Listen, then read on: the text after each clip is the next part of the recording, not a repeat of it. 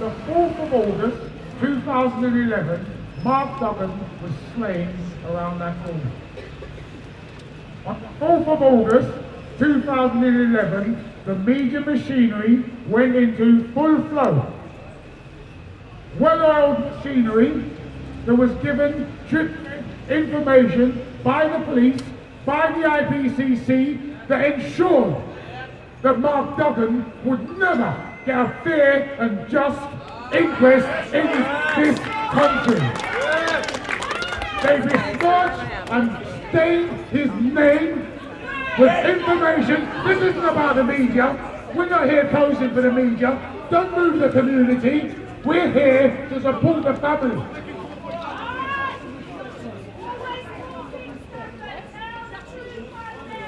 Right now, I ask the media to behave respectfully as I hand over the microphone to Carol Duggan, the aunt of Mark Duggan.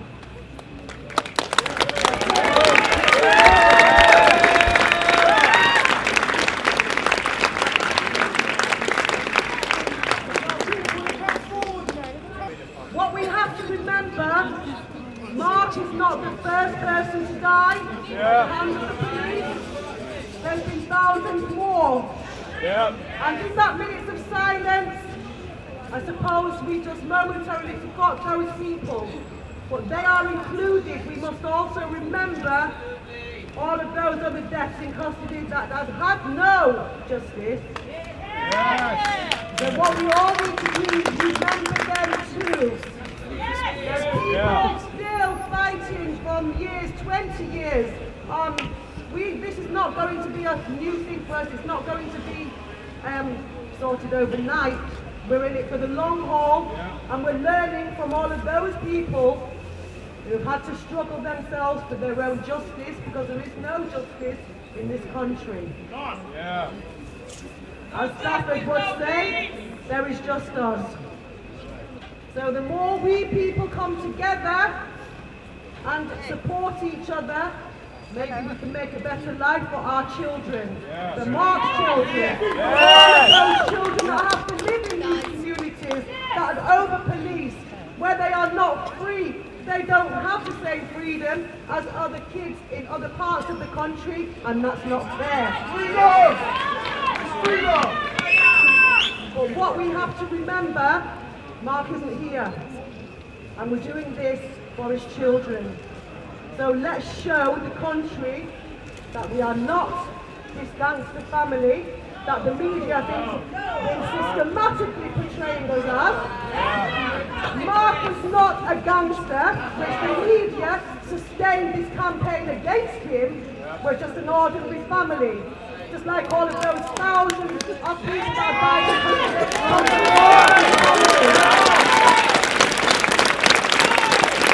So what we have to do today is show these folks how to behave. Because we know how to behave. We come from close-knit communities where we all get along, and we do that fine until the interference by outside bodies who try to smear us and give our children's lives a hard life. We've got to make it easier for them. So please remember, we're here to respect Mark. He didn't get justice, we know, but the fight goes on. And for Mark's children. So I'm please, let's do it respectfully and calmly. And let's try and leave this road with something in our hearts. Some remembrance of Mark, the person who he was, not the person who he's been portrayed as. So thank you all.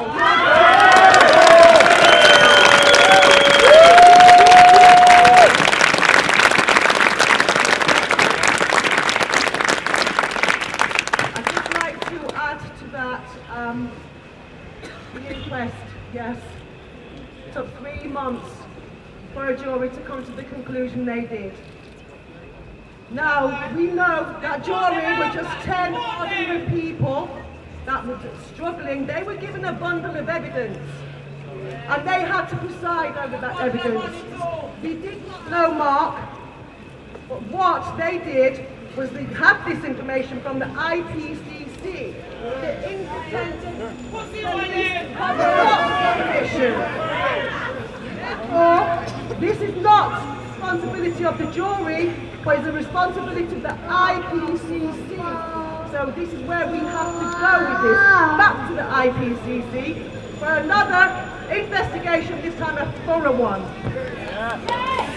So that's what we're going to do, and as long as it takes, we will have to keep coming out here and doing what we have to do as community members. So I hope you're with us for it on the long haul, because it's not going to be a short road. Thank you.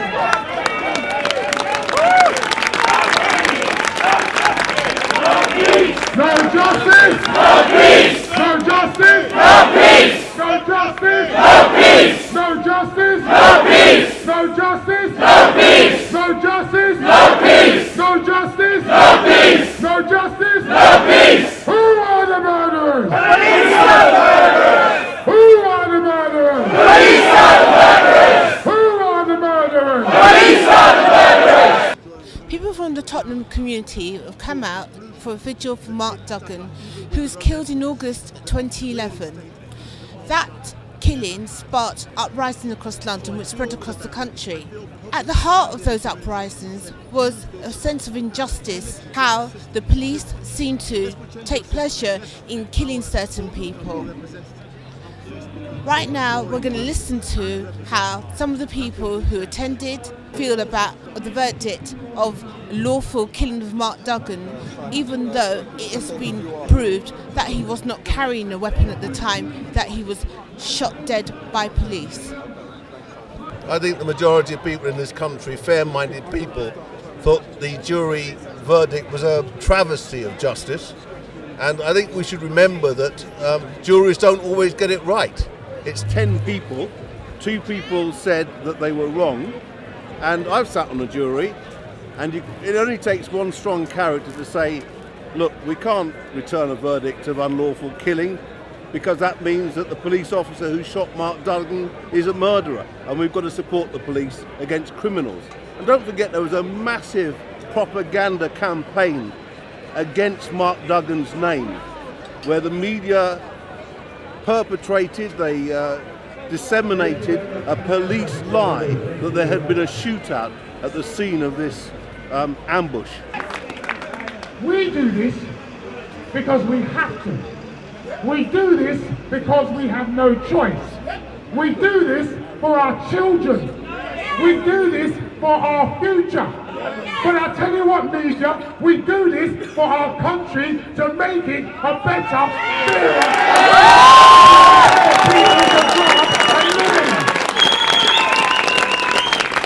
There's a general understanding and a feeling among low-ranking police officers that black men somehow have a superhuman power, and the only way to restrain them when you confront them is by lethal force, and that's a very dangerous myth, and it needs to be exploded. No justice, No peace! no justice, No peace! no justice, No peace! Hear this one. 666 is the mark of the beast. Turn this around and you get the police. No justice, No peace! no justice, No peace! no justice, No peace! no justice, No peace! In terms of the police service, do you really think that they're actually here to protect everybody or to certain communities? Well, people feel that too many in the police force are not here to serve us, but to, I guess, work against us, and we feel particularly frustrated by that. Actually, we want a more representative police force where we can see ourselves, where people understand that we're just going about our law-abiding business and we must not be seen as possible criminals, as happens too often in stop and search cases. Do you think it's more important that the police is representative of us or accountable to us? Well, I would argue that the police ought to be representative of us and accountable to us. It's not one or the other. It's both. And as long as we don't see either a representative police force or an accountable police force, we keep having these tragic cases of young black men going into the hands of our police force and coming out dead, either at the station or on the street. It's not acceptable. We as a community must be the change that we want to see and demand that we have a police force that works for us and not against us. What brought you here today? I'm here because I'm against injustice. I'm against the police not being taken to jail for crimes that they're committing. It's been going on for too many years now. Even from my dad's generation onwards, there's been no change. And with this kind of case, it's a very powerful thing that we can use and utilise and take to the courts and hopefully get a police officer jailed for what they've done. There was no evidence that should have enabled them to come to that decision. Not one witness came into court and said Mark Duggan threw the gun. One police officer said categorically, W42, it was impossible for him to have thrown the gun before we stopped the vehicle.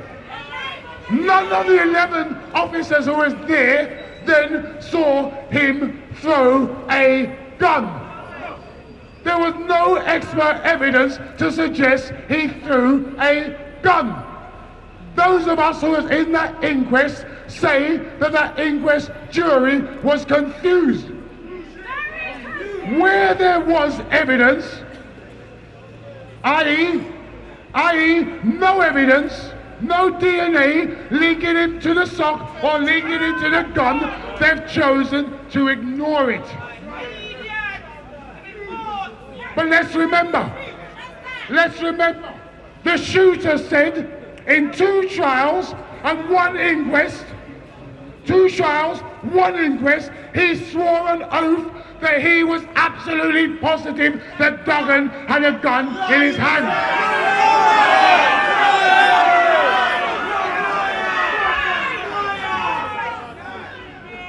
He was so specific, he said it was like a freeze frame moment. I will never forget those moments. He described seeing a gun in a sock, seeing the barrel and seeing the trigger mechanism. He said, after I shot him in the chest, I had to shoot him again because he span with gun in hand aimed at him.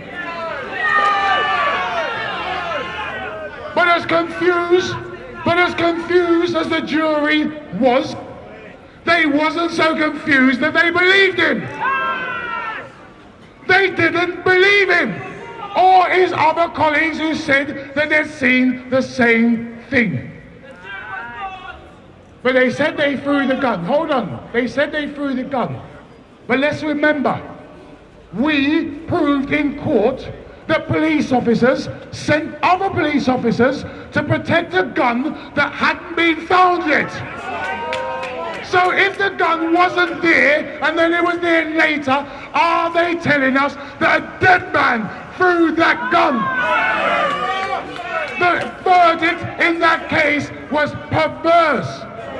We do not accept it, we will not accept it, we cannot accept it, we fight on. No justice, No peace! no justice, No peace! no justice, No peace! no justice, No peace! no justice. No peace! In December last year, the coroner himself brought to the jury's attention inconsistencies between what the police claimed they saw and the actual video that was shot by an independent witness. So how do you think the jury managed to return a verdict of lawful killing?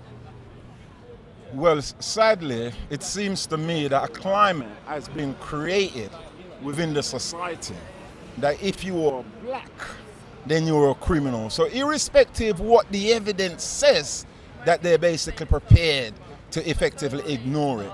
Over 30 witnesses came up in that inquest to give evidence. None of them whatsoever even hinted that Mark Duggan threw that gun out of that cab before he came out when the police shot him. So how they came to that verdict can only be put down to the institutionalized racism within the society that suggests that from your black you're a criminal, and it's just open season for the police to be killing us the way in which that they do. 10, 9, 8, 7, 6, 5, 4, 3, 2, 1.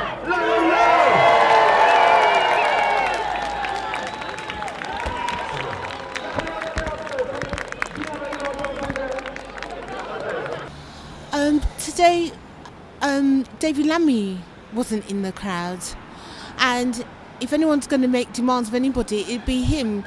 How do you think we're going to turn this around if our own MPs won't come? I believe that the demands don't need to come from an MP. I believe that the community are the ones that determine who's the MP, and I believe it's the community that determines what demands they want to make. And David Lammy is able to make those demands present or absent, but at the same time, so is the community. So we must not rely on one man to represent everybody. I think we've got to know how to represent ourselves too. Who are we going to make those demands to? I think we've got to make the demands both to the establishment within policing. We've got to make demands to the commissioner, very clearly, who has to make sure he responds to some of the issues we're expressing today. Demands to the Home Secretary, demands to the Prime Minister, demands to Parliament. If there are issues around the change of law, if people aren't satisfied with different aspects of the law, stop and search has been a major issue within their community. I gather the Home Secretary is now looking to address it in a more robust fashion.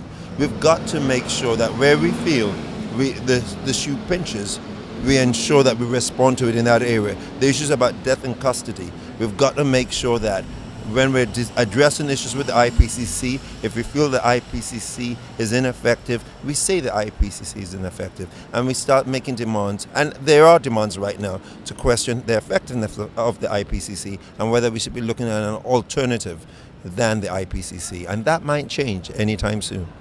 In terms of the IPCC role, I heard today that some of the evidence that was relied upon from the jury was actually put together by the IPCC.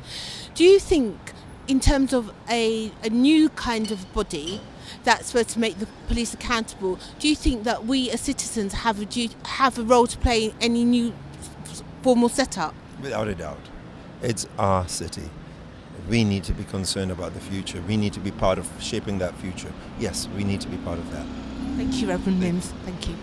What happened was unlawful. As far as we're concerned, it was unjust.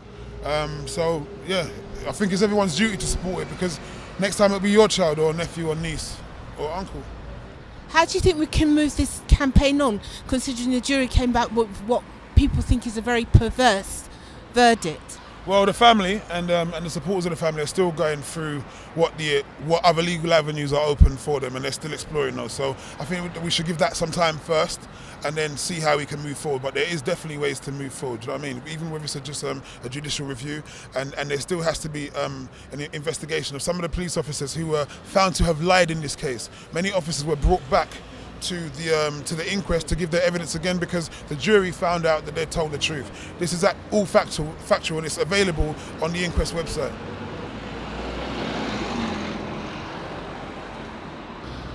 The vigil for Mark Duggan has come to an end. Although it was a sad occasion in that the verdict of the jury was a lawful killing by any accounts in an unlawful manner, what was good to see today was the community support, not just from black people. It came from every creed. White, black, Indian, Turkish people came out, the local businesses came out. The problem for us is immense. The police are employed by the state and take their orders from the state. And it seems that the state is very reluctant to find any of their police officers guilty of anything. And the problem is even more serious for us in that a jury has managed to come out with a verdict of lawful killing, even though it appears that at the time Mark Duggan had his hands up in the air surrendering. Is this open season on black men?